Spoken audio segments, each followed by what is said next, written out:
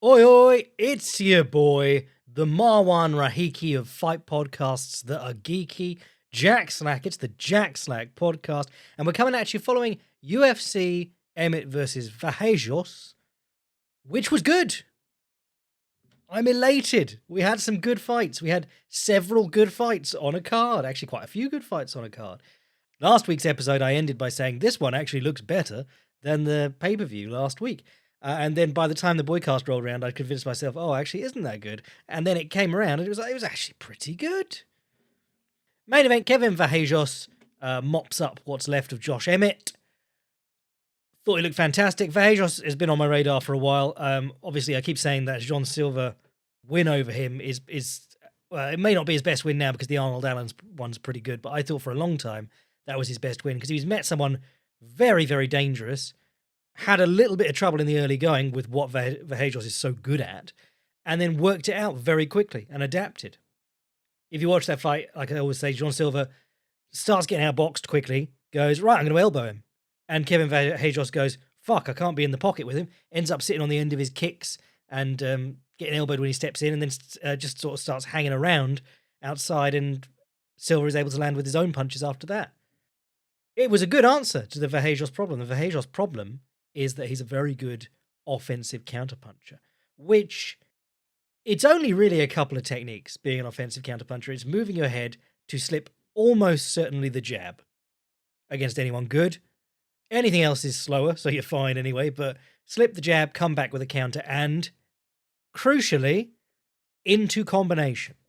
That's where we lose everyone. That's where we lose all the fighters in the UFC. Move forward, slip the jab, throw counter combinations. And everyone from Tyson to Julio Cesar Chavez, every offensive counterpuncher you can think of, it's been the same sort of modus operandi. You walk towards the opponent, you walk them down, and you doing that will make them jab you in the face. So it's something you can't do skittishly. You can't be like, oh no, I really don't want to get jabbed in the face. You have to go, I might get jabbed in the face, but I'm going to move my head. And even if I get jabbed in the face, I'm going to be throwing counterpunches. Also helps to just be moving your head anyway. I think there's an epidemic in MMA of sort of poor understanding of head movement fundamentals anyway.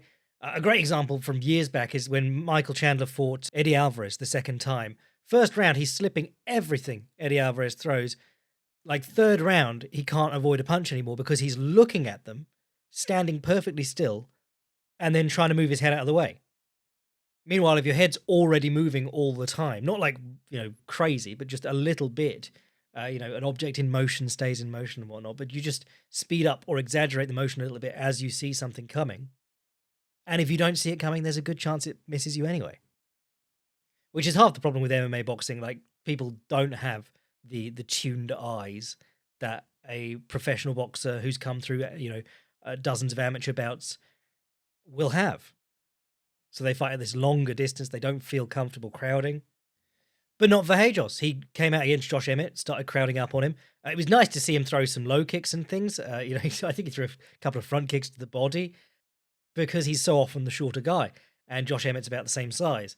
But almost immediately, Josh Emmett flicks out a jab at him. He slips inside the jab, throws the right hand across the top at the same time, the cross counter, and comes back with a left hand and a right hand afterwards. So one slip, three punches. And that's how offensive counterpunching is done well. The counter is the first. I mean, the counter is like the first punch you land. So inside slip to left hook, or inside slip and right hand across the top simultaneous, the cross counter, are the two main ones. But the important stuff is like that you throw two more punches after that. That very first cross counter left uppercut, right straight, the left uppercut caught Josh Emmett leaning, and he immediately tried to take him down off that. Then the rest of the bout was Josh Emmett circling along the fence and trying to come off it with big swings, and that was even easier for Vallejos to counter. There was a beautiful one where Josh Emmett jumped forward with a wide right swing, and Vallejos ducked it and shoved an elbow into his face at the same time. The can't remember what kind of elbow that's called. The one that Muay Thai is so good at, where you push your elbow forward like a punch. I really liked when he got on top of Emmett in the early going.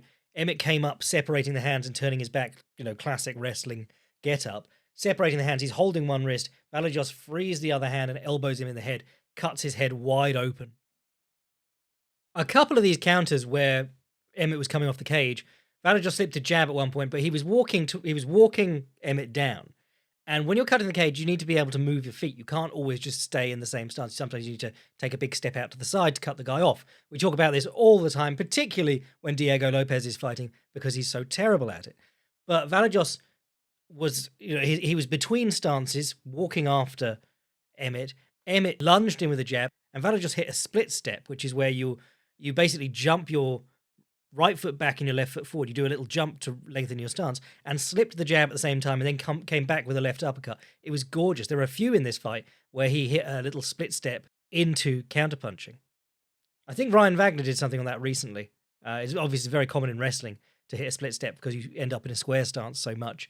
But in striking, it's really useful when you are coming out a higher stance and you want to get into a boxing stance to combination punch.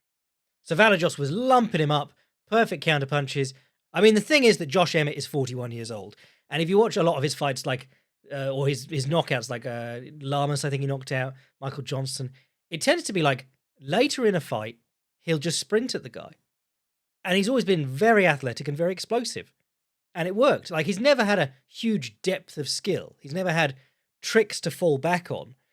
So when he was in with a guy who was, younger, faster, as explosive and can see the punches coming, he was having a horrible time. It's kind of like how his fight with Ilia Topuria played out, where he is a big swinger and he was fighting a guy who's like a polished boxer puncher. Because those big swings, where most people just cover up and run away, they leave him very, very open. I mean, you saw when he got hurt here, he got up along the fence and he covered up and then he swung back so hard he knocked himself to his knees again. And then Vallejos finished with some lovely ground and pound and some elbows and knees along the fence. This card and a couple of cards in the recent past have really hammered home that people are loving having access to the 12-6 elbow. I did say last week, like, the refs have always been shit at calling back of the head, and allowing 12-6 elbows means that you can just attack the back of the head freely. You saw Amanda Layosh do that against Gillian Robertson in the co-main of this one. But having access to the 12-6 elbow really is opening some doors. Bia Mesquita smashed the girl right in the eye socket with it. From mount, it's monstrous. Charles Oliveira hit a couple on Max Holloway that made him panic. When you see it land from mount, guys immediately go into panic mode. It's just unbelievably powerful. And if the elbow comes down in the point, if the point of the elbow comes down anywhere on the eye socket, it's just horrible. And then, as we talked about with Diego Lopez versus John Silva, if the guy wraps his arms around you from the bottom of mount, that stops you from punching traditionally. There's not a lot of things you can hit him with. You have to try and use one hand to push his head away from your belly, and he's just going to keep it tucked in. Whereas Diego Lopez was able to just put one hand on the ground and elbow 12-6 on the top of the head. And because John Silva's bold too, that doesn't help, split him wide open really early in the fight. So Vahjos, looking great. Big fan of him. Does have his problems. Like, he's going to have problems with guys who know how to use elbows and know how to use the clinch. And he's going to have problems if he gets stuck out of range, as Giga Chikadze was able to do for bits of their fight. I think for those situations, it would be good for him to look at someone like Tyron Spong, who was brilliant at checking kicks and then leaping in with the left hook off it to the body or the head. Because it seems simple, but it's a pretty difficult movement to get good at. Meanwhile, Josh Emmett, he's headlining on something like a 1-4 run, now 1-5. So he'll end up headlining at the Apex again, I'm sure, sometime in 2026, late 2026. Co-main, Gillian Robertson versus Amanda Layosh. Big fan of Gillian Robertson. Always have a go when there's a Canada card on and they don't bother getting her in there, which, supposedly is for tax reasons. She doesn't want to fight somewhere which will be taxed more than Vegas. But it's like, just pay her more because it's worth more to you as an organization having Canadian fighters on the Canadian card. But for a while, she's been their best Canadian fighter. She's just very frustrating because she's very, very good technically, but she doesn't seem to be that strong, and she doesn't bruise people when she lands strikes. Like, she doesn't move people when she lands strikes. You can watch her land low kicks, front kicks, punches on Layosh, and it literally doesn't move her. Even the meat of her thigh doesn't move at all. So yeah, absolutely tragic that she has zero power because her whole game is getting on top position, moving her way towards the back and trying to choke the other lass. And then it's either you stay on the back for the rest of the round if you can't choke her, or you fall off in the process, which I think happened a couple of times in this fight. But oh my God, bring back some ground and pound. We're going to talk about Mia Mosquito later because that's a world class jiu jitsu fighter who's actually using ground and pound. Ground and pound people are terrified to use nowadays. There's like 4 fighters in MMA who are notable for it. But honestly, Gillian Robertson is so good at getting people down. If she could just hold them and then hit effectively. She was throwing some downward elbows to the body, but even those, like that's one of the strongest strikes you can throw from that position. And she didn't seem to be doing any damage at all. I was going to say 6 months of power cleans and heavy bag rounds, but I've just been told that apparently she doesn't do any strength at all, which is never a good sign. If you remember Fedor's washed up period, he was like, you don't actually need any weights. The weight of a human being sparring is enough. And even just looking at like the surface of that, the better you get at grappling and the technique of grappling and things, the less you have to work in those rounds, particularly if you know your sparring partners. If you're Fedor and you're sparring with, Kirill, the guy who just beat the shit out of for 15 years, it's not going to push you to get stronger or faster or increase your work capacity. So that's crazy if that's true about her. But it does leave, it leaves you a very obvious, here's how we fix a ton of shit with one small change. Whereas most fighters are doing everything they can to optimize their training. And you're like, where do we even start trying to fix this? Jose Delgado versus Andre Fili. I'll be honest, this was one of the ones that had me looking at the card going, that's going to be good. And it was. It was one of those ones that came down to like Fili doesn't have a lot of power. He's good, but he doesn't have aura farming and hype moments, which Delgado did. I mean, Delgado took that second round basically by making a scrappier exchange where he grabbed the head, landed some knees to the body, threw a couple of elbows. I don't even know if the elbows landed that well, but he just looked like he was doing some effective work, while Andre Fili was just jabbing and body jabbing and whiffing right-hand counters, but going, oh, I'd have hurt you if I landed that. And then attempting the odd takedown. There was a gorgeous knee lever sweep in round 2, or a John Wayne, or whatever you want to call it, giggler. Mansour Barnui, R.I.P. He's not dead. He's just kind of dead to us because he got a card cancelled. But if one man can knee lever you, a Mansour Barnui can choke you out. No, knee lever, amazing. Got him off the bottom. And he did it from a position where Delgado actually pummeled the other foot in and was beginning to pass the guard. So it was a good position. It was a tricky position he hit it from, and he got up with it. I liked the Delgado, particularly in the early going, and then he came back to it later once he got his confidence back.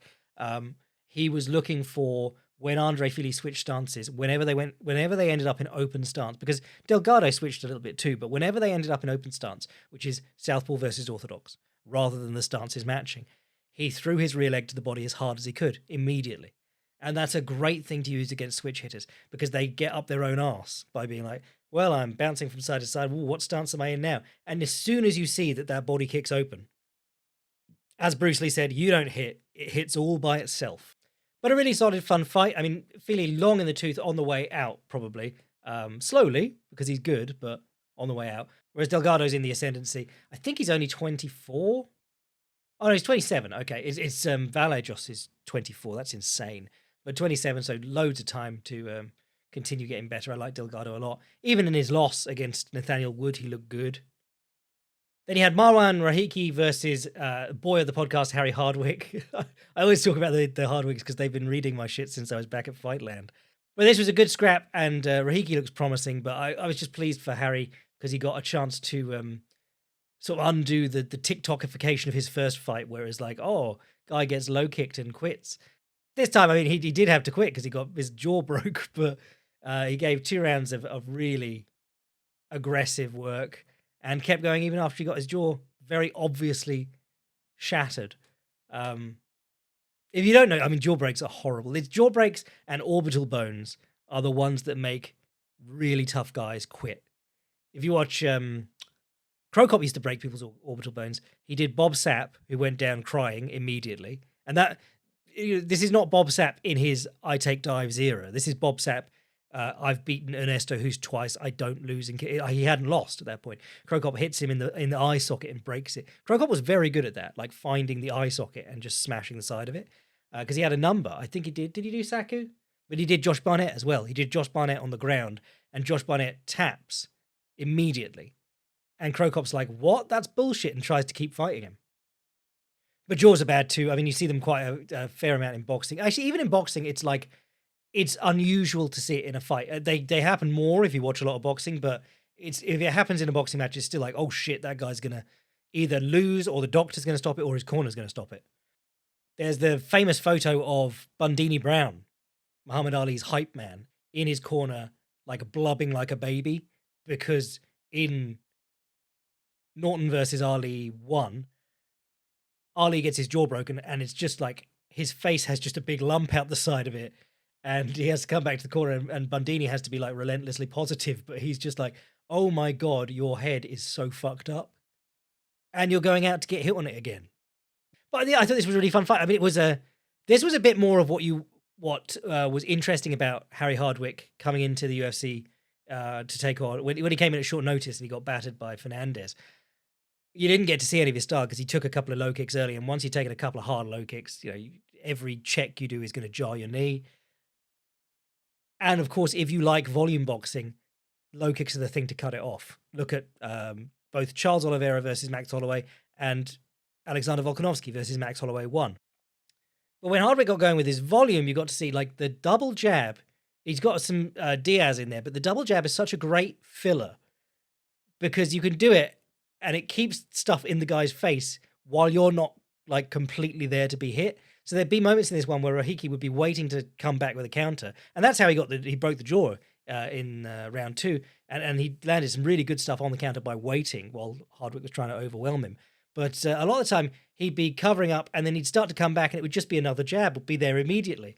And they don't look like they have anything on, much like the Diaz brothers back in the day. Nick Diaz knocked out a load of really good strikers with these pity-patter punches because they were just always out there, and eventually the guy opens his own guard to come back at you and gets dinked just coming forward.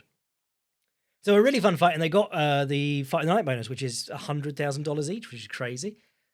I know some people wanted Aspen versus Patrino to get that. I don't have a huge amount to say about Aspen versus Patrino, but I was really impressed with Patrino because, to me, Aspen was a pleasant surprise as like a heavyweight who can actually box a bit. And Patrino has always just been a big roidy muscle boy. But Patrino's jab looked really sharp in this fight. And then, in round 3, he throws a right low kick, and then he does a skip-up left inside low kick to the inside of the ankle and jabs as his foot comes down and just blasts straight through Aspen's head. It was like Stephen Thompson, Lyoto Machida style stuff from a guy who I always just thought was a big meathead who hit really hard. So Patrino, I was actually really impressed by. And Aspen, his takedown defense looked really, really solid. But I think in the course of Patrino establishing the threat of takedowns, it stopped Aspen from opening up. You'd see him throw like 2 punches and then go, whoa, and be ready to throw his leg back and drop his hips. And it prevented him from working in combination in the same way that he had in his last fight. And it prevented him from chasing Patrino up when Patrino finished striking, was out of position. But, you gotta call him when you see him. You gotta give credit where it's due. Best heavyweight fight of the year, probably, with the exception of like the first couple of minutes of Aspinall versus Garn. Was that this year? If not, discard that. But it's been so bad generally this year, the heavyweight division, that this was a real breath of fresh air. In terms of other surprises, Iwan Kutalaba, who has always just been a big meathead, who gets visibly angry in his fights, against Umar Sy, who is hyped as a pretty solid prospect. And Kutalaba just ragdolled him. Actually, that doesn't give it enough credit because it wasn't like he was just hossing him around. He was looking good and technical. I was really surprised by Iwan Kutalaba here. He hit a lovely body lock Uchimata thing, which is something that Shavkat Rakhmonov is very good at, if you remember him. God, it's been so long. But he hits a lot of turning throws or turning trips, Uchimata Haragoshi, where most people do that with the whizzer. He does that with his hands locked on the far side of the opponent's body under their armpit. It's quite an unusual thing about him. And then Kutalaba will get top position and keep peeking his knee out and threatening to go to mount. And Umar Sy would keep coming up on the underhook. But if the guy puts his knee in your hip and threatens to sort of mount you while you're coming up on the underhook, he can slow you right down.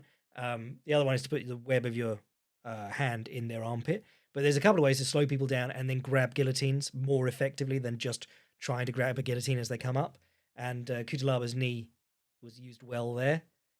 C looked really confused on the mat, and Ion Kutalaba looked really slick in a way that I'm not familiar with him looking. But apparently he moved out to Vegas a couple of fights back and has been working really seriously with a good team. So good for him. Oh, and he got a mounted gilly, which was obviously gorgeous. Rolled him through, and Umasi immediately tapped. We don't judge how quick people tap here on this podcast, but mounted guillotines can be not just horrible on the throat; they're horrible on the neck a lot of the time too, because guys will just hip in and arch back. And if you've got someone as strong as Ion Kutalaba doing that, you got to worry about your neck health, which is probably already not stellar because you're a professional fighter and you deal with grappling every day. Charles Johnson versus Bruno Silva was a fun enough fight with Bruno Silva doing his usual cheating. Oralbai versus Curtis was, if you were expecting a banger because of Oralbai's last one and because of Chris Curtis usually being a stand-up sort of fighter, you were probably disappointed. Standard sort of Oralbai stuff, front kicks to push the guy towards the fence, shot the takedown, and then when the opponent's trying to get up, he's very good at grappling in a extremely annoying way. So it's like, I'll just take that ankle, I'll just take that hand out, I'll just pass the hand across my body, across your body to my other hand. Every time Chris Curtis started to move somewhere, Oralbai would go, no, you're not having that. Oh, actually, another technique that Ion Kujalaba used against Umar C was the near side underhook from half guard. That worked really well for him. Got C down. C started sitting up on the underhook from half guard. And your options are to take the whizzer and then use your other hand to try and pull out the elbow he's getting up on. But the other option is to put your arm underneath it as an underhook and start walking that elbow upwards so that they end up flattened out on their back. And he used that really well. Sorry, real technical shit there. Manuel Souza versus Bolaji Oki was fun enough. It was one of those fights where I was watching it and I was going, yeah, these light heavyweights are fun enough. And then I looked at it and went, wait, hang on, what? We're lightweight? This used to be the Premier Division. What the fuck happened here? Bit messy, but it was fine. Anything else good on here? Oh, Bia Mesquita versus Montse Rendon. I don't know who Rendon is. Don't know if she's any good. She was big. I think she was supposed to be the striker, and Bia Mesquita immediately caught her with a counter right hand. That, let's be fair, Bia Mesquita looked surprised as shit that landed.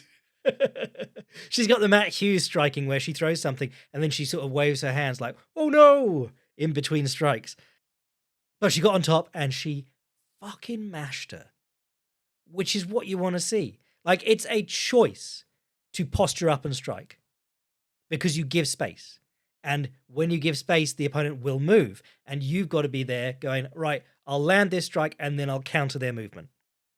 And sometimes that means I'm going to stand over them and drop some fucking bombs. Their feet are going to get back in front of me and I'm going to throw them past again. And everyone in MMA is just terrified of doing that, with the exception of Habib, who we fondly remember, and Fadal, Arman will actually strike from top position, will actually create chances to strike properly from top position. Macy Barber, Linton Vassell, it's the same four people I name every time. But I'm adding Bia Mesquita because I remembered her last fight. She got a gift wrap and started elbowing the shit out of the girl. But, man, downward elbows from Mount. I think she hit her in the eye socket because Rendon immediately turned her back and got choked. And it wasn't like I was watching the hands. Mesquita was not doing super slick shit with her hands. She was just choking someone who was panicking because they probably got hit in either the eye or the nose with a really hard downward elbow. But this is what Mount should be. I've been saying it for a while, but for years and years, nobody used Mount in MMA because it's not worth it. People are very good at escaping from side control. People are not very good at escaping from half guard. Just sit back in the half guard. Don't advance and let them roll away to their knees and hands, which happens if you try and mount them a lot of the time. It was just Glover Teixeira, basically, getting Mount, pushing people down with the one-hand choke on the throat, and then punching them in the face. And he'd leave them, unconscious, so it was crazy to watch, but no one else was really doing anything from Mount. And now, hopefully, people are starting to pick up on it. Certainly the 12-6 elbows are much more apparent now. Didn't take long for people to work out that they liked it. Anyway, that'll do us for today. I'll be back later in the week with something cool that I'm writing. And then we'll talk about UFC at the O2, which actually does look really nice. Some great matchups on this. You got Evloev versus Murphy. You got Michael Page versus Sam Patterson for tall boys, tall striky boys who live like 10 minutes on the train from each other. It'd be crazy if they've not sparred at some point. You got some Polish lad, some undefeated Polish lad. They're giving him Austin Lane. So you know what they want to happen there. Austin gets knocked out if the door creates a draft when it closes, Lane. You got Roman Dolidze versus Christian Leroy Duncan, which is excellent rage bait, because if Roman Dolidze wins that, that's going to be awful. You got Mason Jones on the card. Nathaniel Wood versus Losane Keita. I was really excited for Keita's debut before that fell through.